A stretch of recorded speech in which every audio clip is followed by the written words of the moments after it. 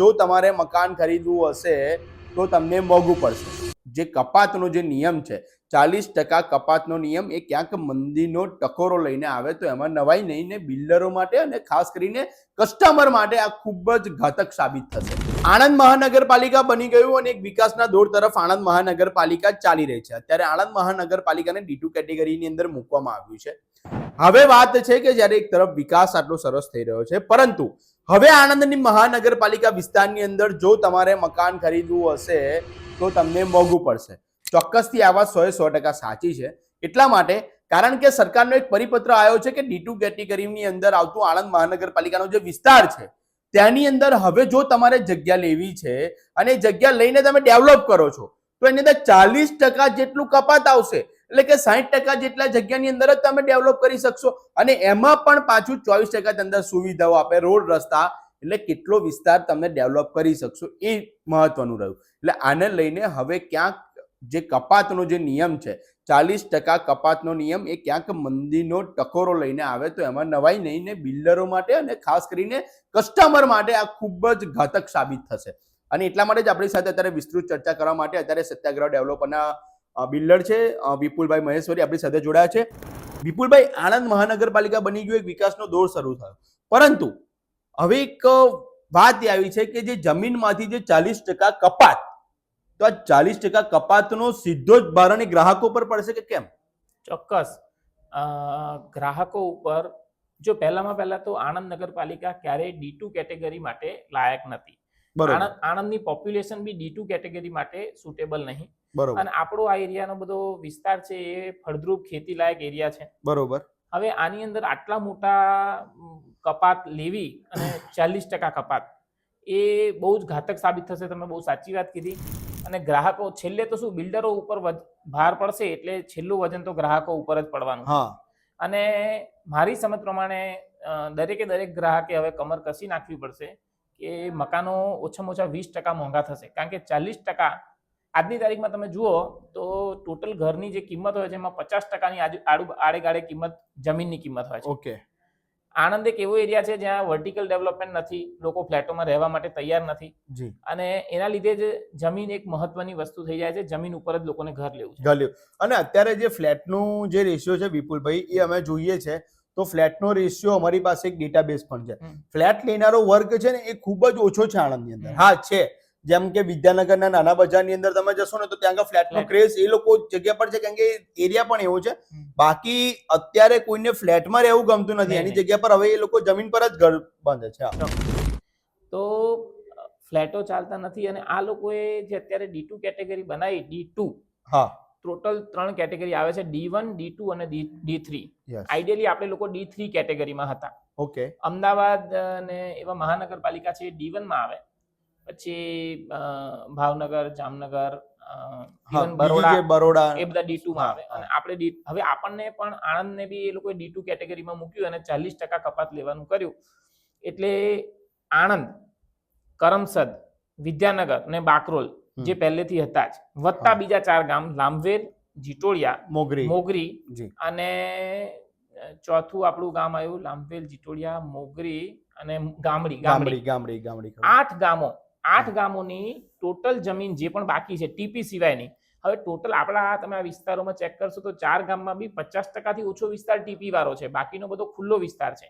એ વત્તા 8 ગામની બધી જમીન, એમ એટલે તો 100% જમીનો થઈ ને 8 ગામની. તો આ 100% જમીનો ઉપર 40% કપાત. આ કપાતને તમે સમજો કે જે એરિયામાં સપોઝ કે તમારી જોડે 100 ગુંઠા જમીન છે તો પહેલા તો સીધી 40% જમીન સરકાર લઈ લેશે અને એના પછી જે 60% જમીન તમારી જોડે, એટલે 60 ગુંઠા જમીન તમારી જોડે વધી, એ 60 ગુંઠા જમીનમાં તમારે રોડ રસ્તા ગાર્ડનમાં 40% જમીન, 60 ની 40% તમારે વાપરવી પડે. 10% કોમન પ્લોટમાં અને 30% રોડ રસ્તામાં. એટલે ઇવેન્ચ્યુઅલી 24 ગુંઠા જમીન પાછી તમારી રોડ રસ્તા ગાર્ડનમાં વપરાઈ ગઈ તમારી. એટલે તમારી જોડે છેલ્લે જમીન રહી 36 ગુંઠા. 100 ગુંઠા જમીનનો માલિક હવે નિયમ પ્રમાણે 36 ગુંઠા જમીનનો માલિક થઈ ગયો. હવે આ બધું ભારણ બિલ્ડર તો સહન કરવાનો નથી, એટલે તો કસ્ટમર પર જ આપવાનો છે. એટલે તમને જે અત્યારે 50 લાખનું મકાન મળે છે હવે મળશે 60નું, જે મળે છે કરોડનું મકાન એ તમને મળશે 120નું. દરેક ગ્રાહકોએ હવે તૈયારી રાખવી પડશે. પછી તમે જે પ્રમાણે કીધું તો તમે જે કીધું કે આપણે જીટોડિયા ગામ છે, હમ. તો જીટોડિયાની અંદર હવે જે બિલ્ડર હમ. બરાબર જે અત્યારે 20 લાખનું મકાન વેચતો હતો હમ. એ હવે ત્યાં આગળ 30 લાખનો ભાર કરી દેવાનો છે. હમ. તો 30 લાખનો ભાર કરશે તો એ જગ્યા પર TP10 ની અંદર અત્યારે કદાચ કોઈક મકાન છે હમ. તો એનો ભાવ જો 50 લાખમાં વેચતો હતો એનો પણ હવે વધારી જ દેવાનો છે. વધશે. એનું કારણ શું છે કે જમીનોની કિંમત ટીપી બહારના વિસ્તારોમાં વધશે એટલે ટીપીમાં જે લોકો જમીન ધરાવે છે એ પણ પોતાની જમીનની કિંમત વધારશે, ભલે ત્યાં કપાત નથી અત્યારે પણ છતાં બી એ લોકો વધારશે, કારણ કે બહારના વિસ્તારો જ્યાં હજુ ડેવલપમેન્ટ નથી. બીજું એક મહત્વની સમસ્યા આવે છે કે ફાઇલો જે છે એ બધી આ એરિયામાં હવે ક્લિયર થશે નહીં, પર્ટિક્યુલરલી લાંભેલ, જીટોડિયા, મોકરી અને ગામડીમાં. કારણ કે અવકુડા હવે આખા એરિયાનું માસ્ટર પ્લાનિંગ બનાવશે, આખા એરિયા કેવી રીતે ડેવલપ કરવા એનું ડેવલપમેન્ટ પ્લાન બનાવશે અને એ કર્યા પછી જ હવે બિલ્ડરોને પરમિશનો આપવામાં આવશે. એટલે એ કરવામાં સપોઝ કે વર્ષ કે 2 વર્ષનો ટાઈમ નીકળી જાય છે તો ત્યાં સુધી જે સ્કીમો ચાલુ છે એ જ સ્કીમો અવેલેબલ છે ગ્રાહકો માટે. નવી સ્કીમો કોઈ લોન્ચ થવાની નથી. ઓકે, એટલે ત્યાં સુધી હવે અત્યારે બીજી ફાઇલો પ્રોસેસમાં નહીં થાય? ના, બીજી ફાઇલો પ્રોસેસમાં નહીં થાય અને એ બધો ભાર પડશે ટીપી વાળી સ્કીમો ઉપર. એટલે ટીપીની અંદર બી જમીનોના ભાવ વધશે, ઘરોના કિંમતો વધશે. ખરેખર તો બિલ્ડર એસોસિએશન વતી કાલે અમે લોકો, અમારા પ્રમુખ જયેશભાઈ, સેક્રેટરી જિજ્ઞેશભાઈ, અમે બધા ભેગા થયા હતા અને આ વસ્તુ ઉપર સઘન ચર્ચા થઈ કે આ એક મોટી સમસ્યા નિર્માણ પામવા જઈ રહી છે અને એના માટે આપણે આવેદનપત્ર આપવું જોઈએ. અમે લોકો કલેક્ટર સાહેબ અને આપણા મ્યુનિસિપલ કમિશનર, ઇવન બકાભાઈને અને બીજા બધાને મળવાના છીએ. પણ આ એક અણધારી વાત છે, કારણ કે બધાને અપેક્ષા હતી કે આણંદને D3 કેટેગરીમાં રાખશે, પણ D2 કેટેગરીમાં લઈએ અને આટલી મોટી કપાત એ આણંદ એ વસ્તુ હજુ સહન કરી શકે એવું નથી. કેમ કે અમદાવાદ, જો સમજો તમે, અમદાવાદ છે, ચલો અમદાવાદ તો D1 કેટેગરીમાં છે, પણ એની જગ્યા પર હું લઈ જાઉં તો કે D1 માં બી કપાત તો 40% જ છે. D1 માં બી કપાત 40% જ છે અને નાના છે. તમે વિચારો, અમદાવાદની વસ્તી 1 કરોડ ઓફિશિયલ, કદાચ 1 કરોડ ઉપર વસ્તી હશે. આણંદની વસ્તી 5 લાખ, બરાબર છે. અને ત્યાં બધા ફ્લેટોમાં રહેવા અમદાવાદમાં ટેવાયેલા છે. આણંદ આપણું જોવા જઈએ ને વિપુલભાઈ, તો 12 કિલોમીટરની ત્રિજ્યામાં આખું થઈ જાય. આણંદ વિદ્યાનગર કરમસદ બધું આવી ગયું. બરાબર, 12 કિલોમીટર જેટલી ત્રિજ્યાની અંદર આણંદ એ થઈ જાય. આણંદનો વર્ગ અત્યારે જે લેનારો વર્ગ છે, તમે પણ બિલ્ડર છો, તમારી ઘણી બધી અત્યારે તમે હમણાં એક સાઇટ તમારી અત્યારે ચાલુ જ છે, બરાબર છે. એક તમે એક્સપ્રેસ હાઈવે પર વાળી જે મૂકી છે, બરાબર, કેનિયન હાઈવે, કે જેની અંદર બહુ જ ફેસિલિટીઝ, તો ત્યાં આગળ જે કસ્ટમર આવતા હોય છે વિપુલભાઈ, એ એમની શું મેન્ટાલિટી હોય છે કે એમને કેવી ફેસિલિટી સાથેના ઘર જોઈએ છે? આપણી જે તમારી આ નવી જે સાઇટ છે સત્ય અલંકાર, કે કેટલા મકાનો છે એમાં ટોટલ? 168 મકાનની એ સોસાયટી છે. એની અંદર તમે ઘણી બધી ફેસિલિટીઝ આપી છે, જેમ કે હોટેલ રૂમ, બા, ગાર્ડન, થિયેટર, બધું જ આપ્યું. તો કસ્ટમરોની કેવી મેન્ટાલિટી હોય છે કે એમને શું? જો કસ્ટમરને ફેસિલિટી માટે પૈસા આપવામાં પ્રોબ્લેમ નથી, પણ મૂળભૂત રીતે આણંદની અંદર એટલી મોટી આવકો જ નથી, બજેટ વાઇઝ. લોકોની પરચેસ કરવાની બહુ મોટી રેન્જ નહીં. જે અમદાવાદમાં આજની તારીખમાં ફ્લેટોમાં લોકો 2-3 કરોડ 2.5 કરોડ રૂપિયાના જે ફ્લેટો ખરીદે છે, એવી રીતે આણંદની અંદર તમે જોશો તો ફ્લેટો બધી 25, 30, 35 ની રેન્જમાં ચાલે છે. ઘરોની કિંમત કદાચ 50, 60, 70 સુધી લોકો મેક્સિમમ અફોર્ડ કરી શકે. હવે મોંઘી જમીનો, કન્સ્ટ્રક્શન ઓલરેડી મોંઘું થઈ ગયું છે, લેબર મળવાની સમસ્યાઓ છે. આ પરિસ્થિતિની અંદર આ ગ્રાહકોને એક બાજુ ગવર્મેન્ટ એવું કહે છે કે અફોર્ડેબલ ઘરો બનાવો, અને બીજી બાજુ જે નિર્ણય લઈ રહી છે એવા લઈ રહી છે કે જેનાથી ઘર અફોર્ડેબલ હવે શક્ય જ નહીં. આવનારા દિવસની અંદર તમને શું લાગે છે કે તમે, કેમ કે તમે આટલો બધો એક્સપિરિયન્સ છે તમને શું લાગે છે આવનારા દિવસની અંદર કયા પ્રકારની સ્થિતિ ઉદ્ભવશે? કારણ કે અત્યારે જે લોકો ઘર લેવાનું વિચારી રહ્યા છે એ હજુ એવું વિચારે છે કે અમે આવનારા દિવસો પછી લઈશું.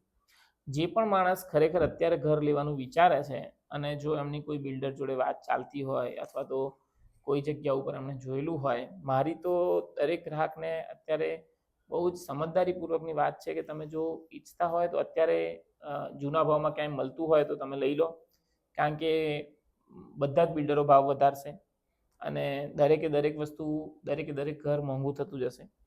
અને આવનારા સમયમાં તમે 20-25% દરેકે દરેક ઘરની કિંમતમાં વધારો થશે એ વાત સમજીને ચાલજો.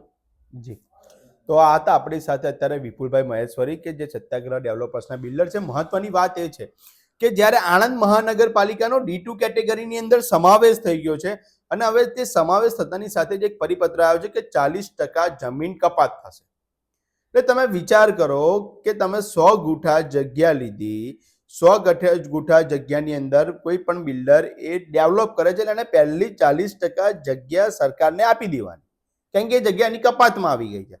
સારું, એમની પાસે રહી 60%, અને 60%ની અંદર પણ એ તમને અમુક સુવિધાઓ આપે, જેમ કે રોડ, રસ્તા, ગાર્ડન, બગીચો, કોઈ પણ બધી સુવિધા આપે. એટલે 24%, 25% એની અંદર કપાત થાય. બાકીની જે જગ્યા છે એ જગ્યા ઉપર મકાન ડેવલપ થવાના. એટલે અવશ્ય જે મકાનનો ભાવ અત્યારે જે છે અને જે પ્રમાણે અત્યારે જે રેન્જમાં જે મકાન મળી રહ્યા છે એ આવનારા દિવસોની અંદર હજી વધુ મોંઘા થાય તો નવાઈ નહીં. પરંતુ સરકારે પણ જ્યારે સરકાર પણ કહી રહી છે કે સારા એવા મકાનો ડેવલપ કરો, સારી રીતે ડેવલપ કરો, પરંતુ સરકારના આ નિર્ણય પણ ક્યાંક હવે બિલ્ડર પર પણ બોજો બનશે. પરંતુ બિલ્ડર બોજો સહન ના કરે, જેને લઈને સીધો જ બોજો એ ગ્રાહક ઉપર પડવાનો છે, તેમાં કોઈ શંકાને સ્થાન નથી. બસ આવી જ સતત અપડેટ માટે અર્બન ગુજરાત સાથે જોડાયેલા છો. અર્બન ગુજરાત સૌથી સચોટ, સત્ય અને સચોટ માહિતી આપના સુધી અવશ્ય પહોંચાડતું રહેશે.